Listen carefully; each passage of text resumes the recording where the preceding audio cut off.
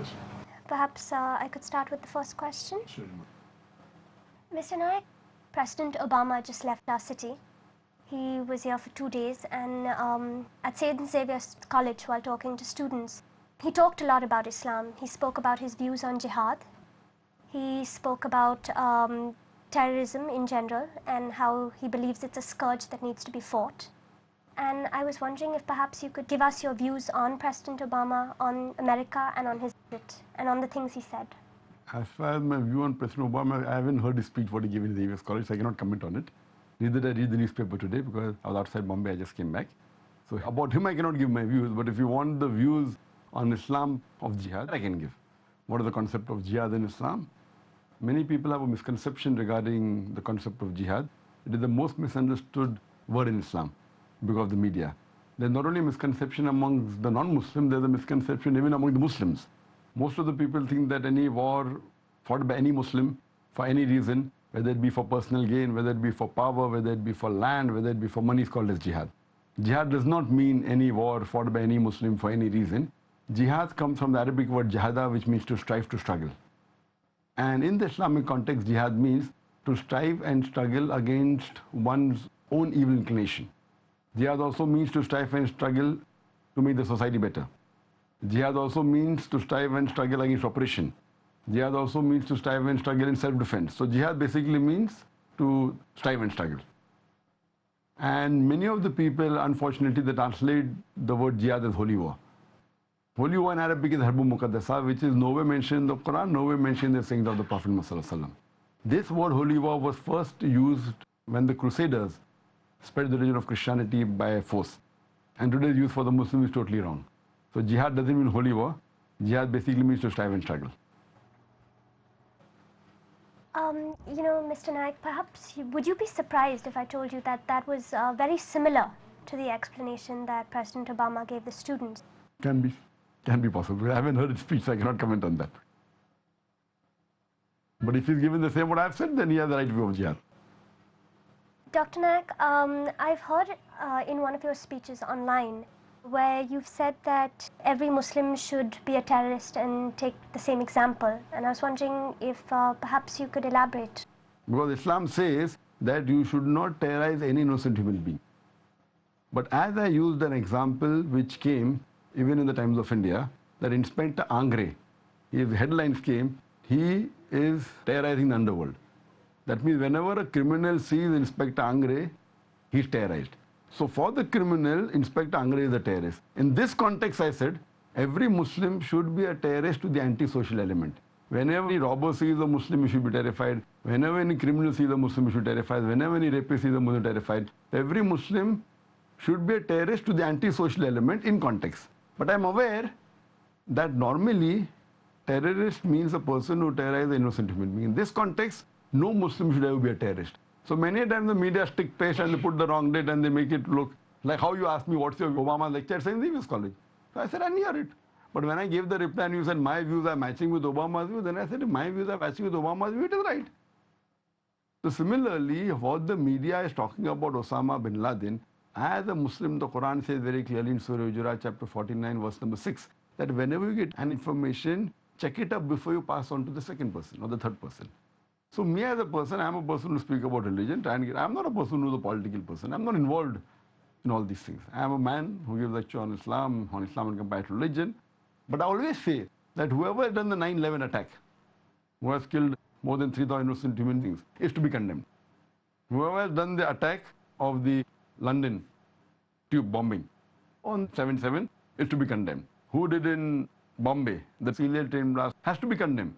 Quran clearly states in Surah Ma'idah chapter 5, 32, that if anyone kills any other human being, unless it be for murder or for spreading corruption in the land, that means any human being, whether Muslim or non-Muslim, kills any other human being, whether Muslim or non-Muslim, any innocent human being, it is as though he has killed the whole of humanity.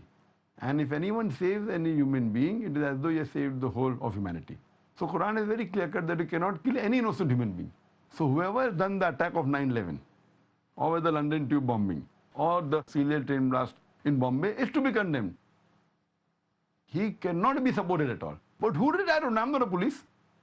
So what views you get, there are many people who say that Zakir has said wrong things. So if you as a person just hear from the media and say Zakir is the wrong person, you will be held responsible for the day of judgment. Just because you hear from something, like whenever I give a lecture, the reporter, same lecture, report in different ways. Some people praise me, some people blame me, depending on each one's view. So therefore, as a person who has a large following, there are millions of people who believe in what I say. So if I'm not sure, I always say I don't know. That is better rather than trying to go along with a side which you're not aware of it is right or wrong. Dr. Naik, you said that what you're most qualified to speak on is Islam, and I want Islam and comparative religion. I'm qualified to speak even on Christianity, on Hinduism, on Buddhism. This is my speciality. Right. Could you tell me that in Islam itself, what are the rules about how modestly a woman has to dress in terms of the burqa? Is it necessary? Is it a basic tenet that has to be followed by every Muslim? As far as the dress code of a woman is concerned or a man is concerned, the word burqa is normally used in the Indian subcontinent. This word is not present in the Quran, but there is something like hijab in Islam. Now, basically, there are 6 criteria for hijab. The only thing that differs between man and woman is the extent. For the man, it's from the navel to the knee. For the woman, the complete body should be covered. The only part that can be seen are the face and the hands up to the wrist. The second criterion is that the clothes they wear should be loose. It should not be tight so it reveals the figure. Number 3, it should not be transparent or translucent so that you can see through the clothes. Number 4, it should not be so glamorous so that attacks the opposite sex. Number 5, it should not resemble that of an unbeliever. And number 6, it should not resemble that of the opposite sex. So basically, there are 6 criteria which are required for the hijab, which is mentioned in the Quran in Surah Nur chapter 24 verse 31, as well as in Surah Ahzab chapter 33 verse 59, where it says that, O Prophet, tell your wives and your daughters and the believing women, when they go abroad, they should put on the jilbab. Now, jilbab is an overcoat. Now, once you put an overcoat, which in some of the Indian context they give burqa, burqa is an Indian word, but it is a jilbab is an Arabic word, which is a loose gown which covers the complete body. So in Islam, you should wear loose clothes. You should not wear tight fitting. It should not be transparent or translucent. It should cover your full body. The only part that can be seen are the face and hands up to the wrist. And here the Quranic verse says that they should wear the jilbab overcoat when they go out so that they shall be recognized and will prevent them from being molested. So my argument always is there that suppose in Bombay, there are 2 twin sisters who are very beautiful, who are equally beautiful, and if they are walking down the streets of Nepinsi Road or maybe Bridge Candy, and if round the corner there is a hooligan who is waiting for a catch, who is going to tease a girl. 2 twin sisters, very beautiful, equally beautiful, identical twins. One is wearing the Islamic hijab, complete body covered with loose clothes, which is not transparent. Only part that is seen is the face and hands up to the wrist. And the other twin sister, she is wearing Western clothes, that is mini skirt or maybe shorts or maybe low neck. And if both are walking down the street and if round the corner there is a hooligan who is waiting for a catch, I am asking you the question, sister, who will it is? Will it is the girl wearing the Islamic hijab or will it is the girl wearing the mini skirts or short? Which girl will it is, sister? I'm asking you the question. Which girl will it is? I'm sure the one wearing them. Islam says we respect the women. We care for them. We don't believe that they should be used as things of pleasure in the Western world in the name of women's liberalization. They are degrading the women to a status of concubines, mistresses, and society butterflies, which are mere tools in the hands of pleasure seekers and sex marketers, hidden behind the colorful screen of art and culture. In the name of art and culture, you see what the women happening. You see when they have to sell a car, they have to be women. I am asking, how many women drive car in Bombay or in India or in the world? How many women ride motorcycle? Invariably in a motorcycle ad, I have to find a woman. Why? And the very famous ad, I'm told, the BMW, very famous ad, that there's a BMW, which you know is a fast car in competition with Mercedes. The youngsters like it, it's a very fast car. There a girl standing in a bikini in front of the car and the ad reads, test drive her now. Who, the girl or the car? So I'm asking the question, why are they using the lady for all these obscene things? So Islam believes that we love the woman, we protect the woman, and we care for her. It's a misconception that it is said that the women are degraded because of hijab. Because of the hijab, they are uplifted. I would not like my sister or my mother or my daughter or my wife to be used as a tool of pleasure or sex. So that is the reason Islam protects the woman and gives her the full right. And that is the reason the hijab is there for a modesty, to uplift her, not to degrade her. What if a woman herself chooses not to be modest? If a woman herself chooses not to wear the hijab, is it necessary for her under Islam to wear it? See, there are rules and guidelines laid down by our Creator Allah subhanahu wa ta'ala, do's and don'ts. For example, the Quran says don't have drugs. If someone says he has to, he wants to have drugs, what can we do? I will say, not a good practicing Muslim. So there are some things which are compulsory, some things which are forbidden. The rest is your choice. There are few things which are compulsory, like offering prayers, wearing the hijab. Few things. Few things are prohibited. Don't have alcohol, don't have drugs. Few things. So few things you should not do, few things you should do. All the rest is optional. So in the thing which is a must is that she should wear a hijab. But if she doesn't wear, she's not a good practicing Muslim. What can you do about it? What Muslim means a person who submits his will to Almighty God Allah subhanahu wa ta'ala. So if someone does not submit, for example, a teacher teaches 2 plus 2 is equal to 4, and the student wants to write 3, what can I do? So teacher will say, fine, I will fail her. What else? Teacher can't hit her, hit the student. Teacher will say, if I have taught 2 plus 2 is equal to 4, and the student wants to write 3 or 5, that's his choice. It is a commandment of Almighty God. That means the person who's not following the commandment of God, he or she is not a good practicing Muslim. That's it. If she wants to be teased, there are many girls who I'm aware of in Bombay who would love to be teased. So then I said, fine, they love to be teased, then you have to wear shorts and minis. So that is the reason when you go to these affluent colleges in Bombay, those girls wear these clothes because they love to be teased.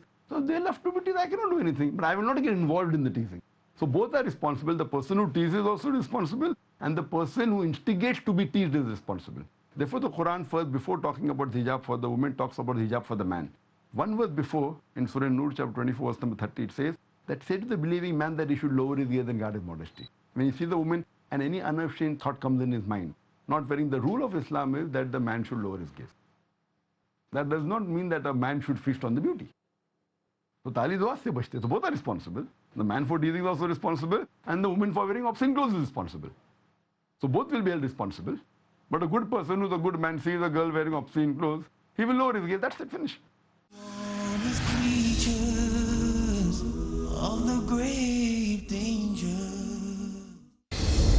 If I were to ask you about the life of our beloved Prophet sallallahu alaihi wasallam,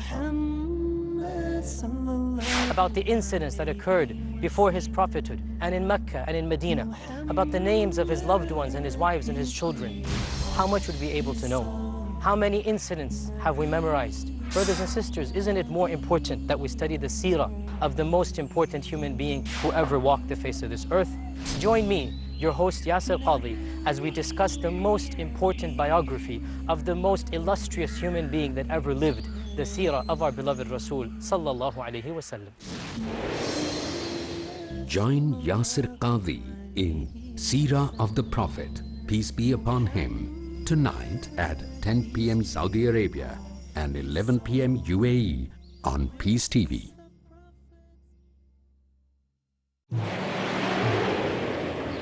A friendly message by Dr. Zakir.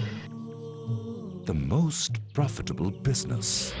Would you like to know the business in which you earn the maximum profit? The secret is given in the glorious Quran.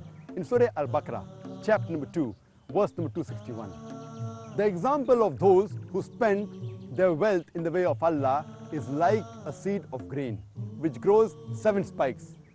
In each spike is 100 grains. And Allah multiplies His reward to whom He wills. If you spend your wealth in the way of Allah, you'll get a return of 700 times. In business terminology, you'll get a profit of 70,000%. Is there any business you know of in which you'll get a better return? Invest today in the way of Allah. Peace TV, the solution for humanity. The month of fasting, the month of spiritual development, the month of self-control, the month of monitoring one's own self, the month of offering Taraweeh. Ramadan. Rejoice Ramadan round the year. Join in to witness the congregational prayers of Taraweeh recorded from Medina, led by Imam Sheikh Ali bin Abdul Rahman Al-Hudayfi, Imam Sheikh Abdul Muhsin Al-Qasim, Imam Sheikh Hussain Al-Sheikh, Imam Sheikh Salah Al-Budair. Taraweeh, next on Peace TV.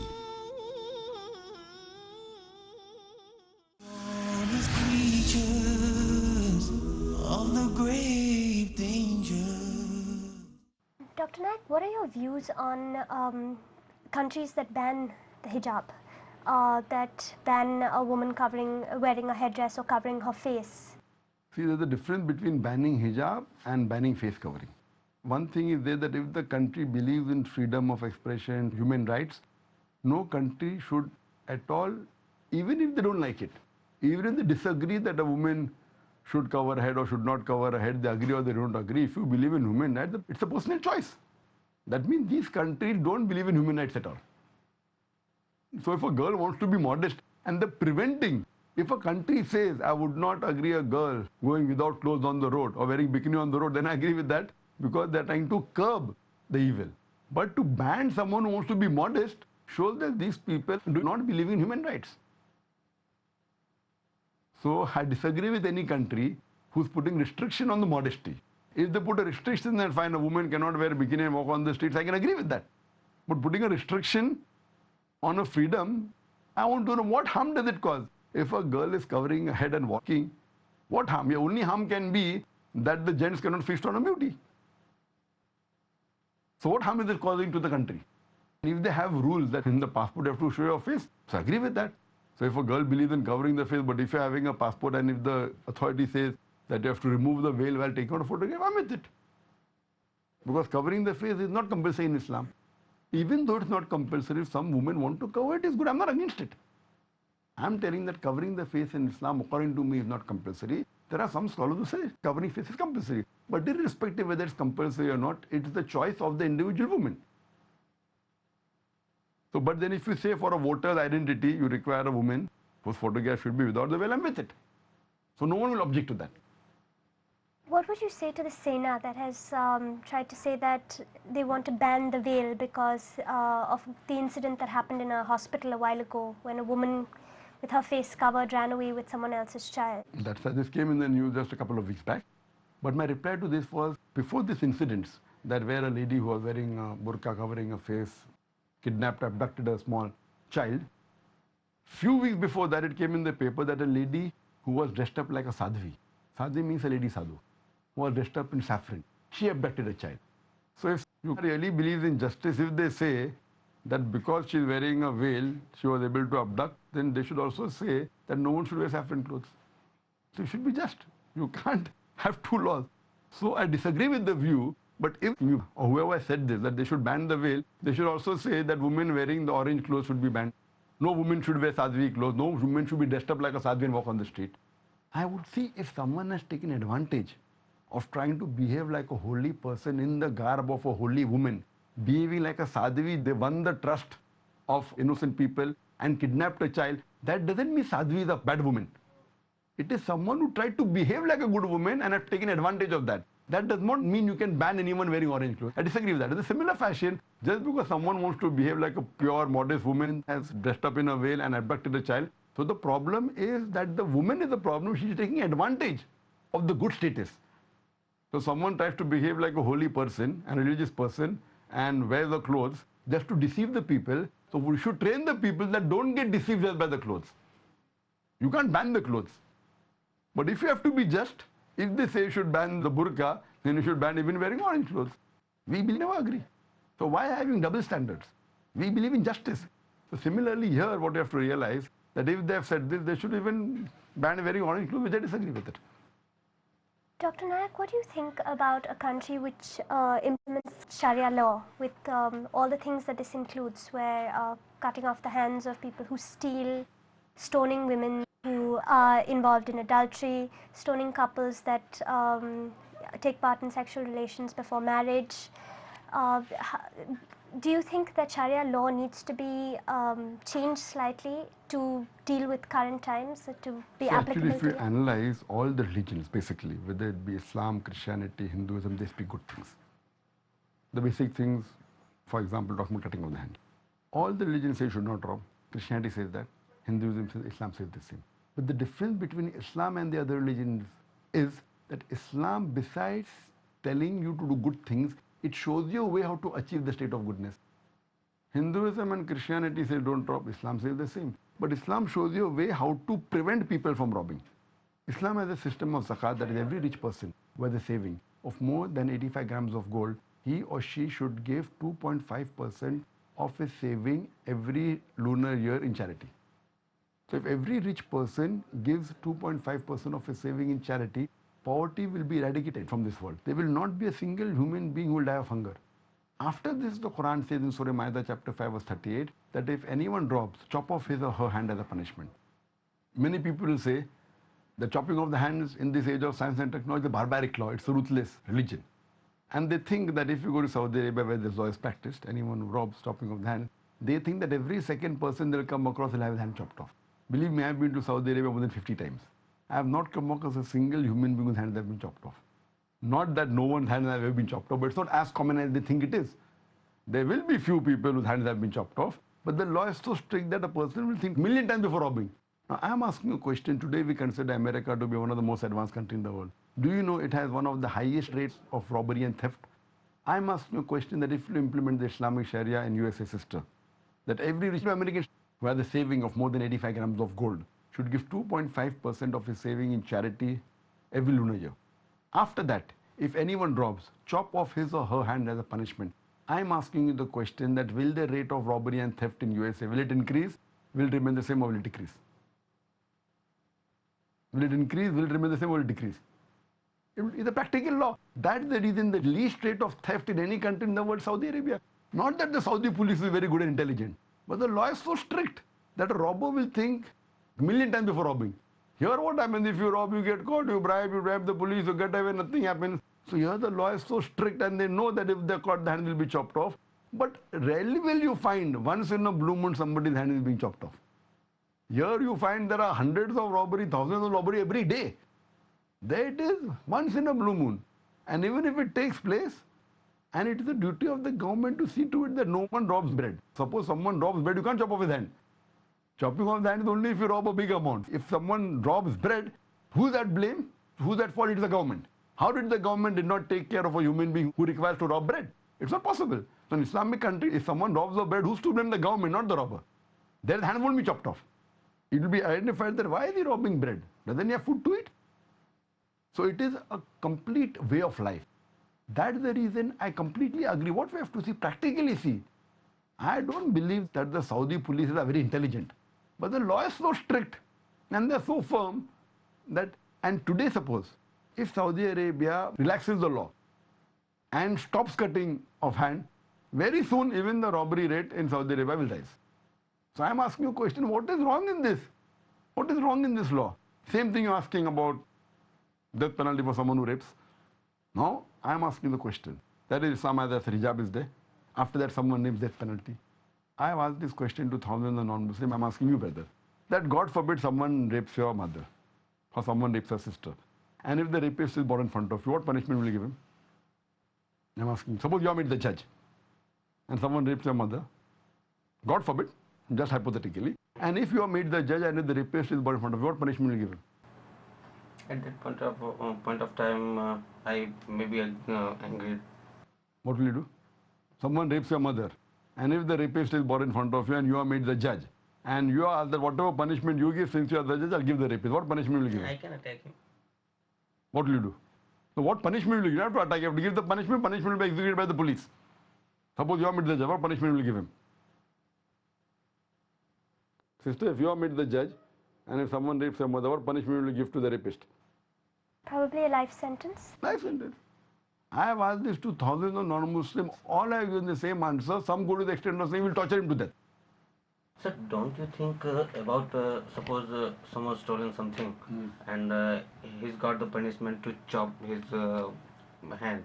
You don't think it's a so harsh step?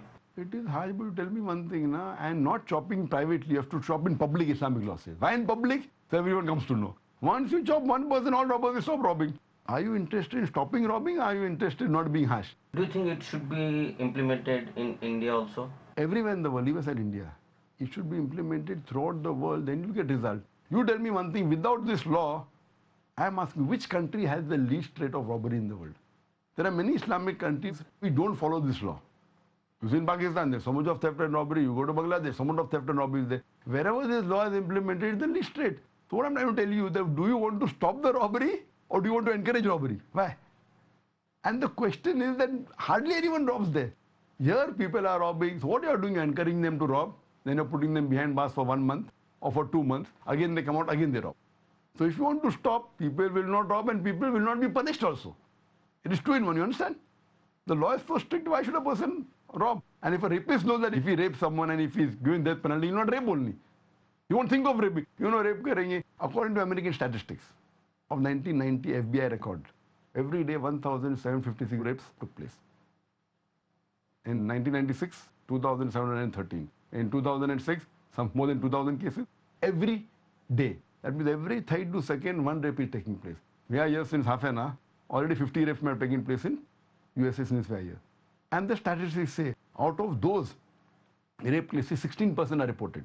Out of 16% reported, 10% are arrested. 1.6% are arrested. Out of those arrested, only 50% undergo a trial. That means 0.8% undergo a trial. That means 125 rapes you commit. Chance you will get punishment is 1. Very good bargain. No? And out of that, 50% judge says, पहली बार क्या उसको कम punishment देंगे. Though the law says 7 years rigorous imprisonment for a rapist, 125 times you rape, you get a punishment. 50% time the judge says he's done the first time, give him only 1 year. Now 125 rapes you commit and chances you get punished one, that also 1 year. Who would like to try it? Here you know, if you rape, 100% death penalty, no one will think of raping. Unless you say, in my book of law, in my understanding, raping is good, then you give an ad in the paper. Okay, rape the woman, then I've got no problem.